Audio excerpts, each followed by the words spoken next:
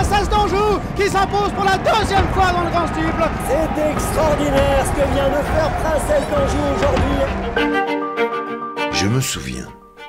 Je me souviens, nous sommes le 28 mai 2006. Assis dans les tribunes de l'hippodrome d'Auteuil, je scrute le début de la dernière ligne droite. Les deux favoris du Grand Steeplechase de Paris sont botte à botte, comme si le scénario était déjà écrit d'avance. Qui aurait pu imaginer qu'une jeune princesse était sur le point de commettre un crime de lèse-majesté? C'est Princesse d'Anjou qui va s'imposer. Rigoureux sera deuxième, Coquille troisième. Fraîchement débarqué d'Irlande, où il a fait ses premières armes comme entraîneur, François-Marie Cotin pose ses valises à Chantilly en 2004. La même année, une pouliche, élevée par Gildas Vaillant, rejoint son effectif. Une princesse d'Anjou sur les anciennes terres des princes de Condé, à part peut-être faire la une d'un magazine d'histoire, il n'y a pas de quoi s'enflammer du côté de la presse hippique. À juste titre.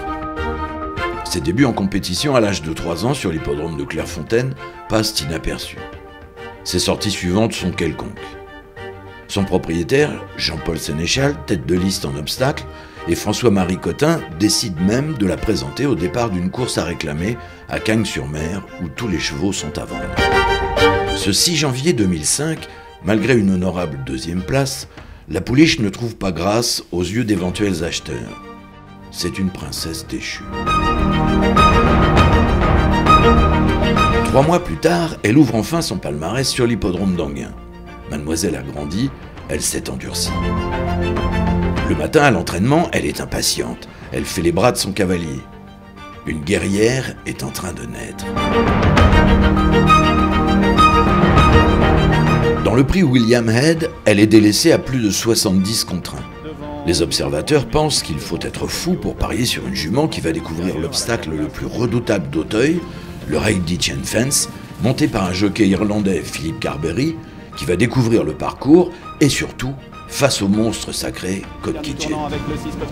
Pourtant, l'impensable va se produire. Elle va battre d'une courte tête le grand favori. Une énorme surprise, regardez Princesse d'Anjou qui apparemment a gagné devant Coquille.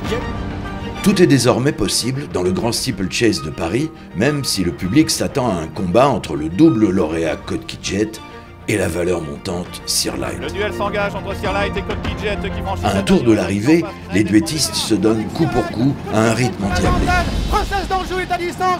Ils vont le payer très cher. Attention à Princesse d'Anjou qui est côté corde. Princesse d'Anjou qui accélère maintenant. C'est Princesse d'Anjou qui va s'imposer. Princesse d'Anjou réalise un exploit historique 75 ans après la Frégate, la dernière jument âgée de 5 ans à avoir gravi le sommet de l'obstacle en France. Son carnet de balles est désormais bien rempli avec son grand objectif de l'automne, le prix Laye-Jousselin, pour marcher sur les traces d'Al Capone II, auteur du doublé en 1997. Princesse d'Anjou va jouer une partition sans fausse note. Parfaite dans ses sauts et rapide comme l'éclair sur le plat, la nouvelle virtuose d'Auteuil donne une leçon à ses adversaires. Avec la Princesse d'Anjou qui réussit le doublé. Mais les années se suivent et ne se ressemblent pas. Dans le Grand Steeplechase en 2007, Princesse d'Anjou démarre sur les chapeaux de roue, elle a envie d'en découdre. À la réception de la rivière des tribunes, les postérieurs de Lord Carmont touchent de plein fouet son visage. Princesse d'Anjou se ressaisit, il reste encore 18 obstacles à franchir. Au dernier tour de piste, elle suit librement les deux leaders quand elle éjecte son partenaire au Raid Ditchen Fence. La douleur est trop forte et sa blessure plus grave que prévu. Les cavités nasales ont été fortement touchées, sa carrière est plus que compromise.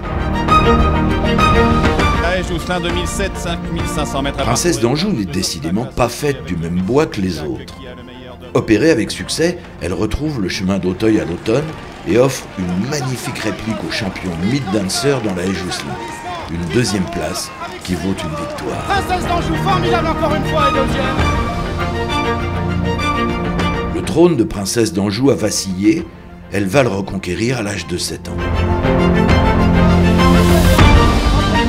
Princesse d'Anjou peut-être repartie vers un coup de nœud. Phil Carberry contre Jean Gallagher. L'entraînement de François Cotin. Princesse d'Anjou, looping d'aller de plus en plus vite. Princesse d'Anjou qui s'impose pour la deuxième fois dans le Grand Steeple. C'est extraordinaire ce que vient de faire Princesse d'Anjou aujourd'hui. Depuis hier 3 au milieu des années 60, aucune jument n'avait réalisé un doublé dans le Grand Steeple.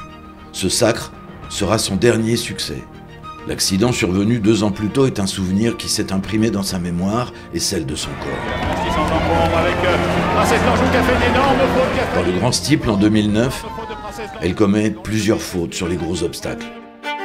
Dotée d'un mental d'acier, elle relève la tête en se classant 2e de Remember Rose dans la haie Jousselin.